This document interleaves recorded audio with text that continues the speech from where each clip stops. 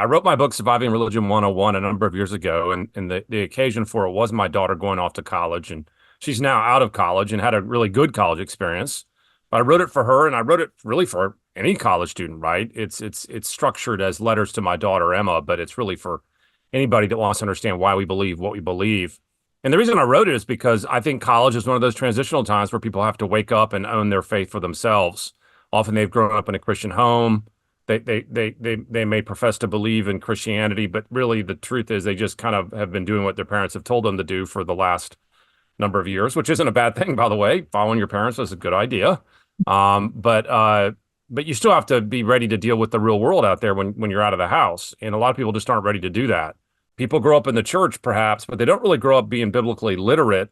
And I would even add to that, it's not just biblical literacy as in like trivia, like can I tell you the order of the books of the Bible, or can I quote little Bible facts back at you?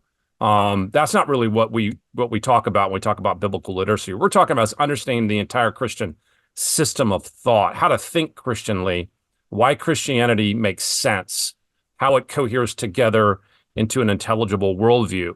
That's what we really mean when we talk about being biblically literate. And a lot of people go off to college and they don't really understand why they believe what they believe. And it doesn't take but just a few quick questions to sort of wreck their faith because they've never been asked a question they had to answer, and they've never had anybody talk to them as particularly hostile to it. And they never had to even articulate why they believe what they believe. So my book was designed to help that person in a crisis, right? Because as you noted, I had my own crisis when I went off to college. I thought I was ready and I wasn't. By the way, I did know my Bible at a decent level, I think, when I went off to college. And I grew up in a pretty solid Christian home, but I didn't have any sort of intellectually rigorous understanding of the whole way to think Christianly. And it took a lot of work to get to the point where I felt like I could understand it better. So my book is designed to help students think through that. I think you could even read it when you're still in high school, if there's students listening to this or parents listening to this. I don't think you have to wait till they get to college to give it to them. But hopefully it's a step-by-step way to think about a lot of the hot topics out there.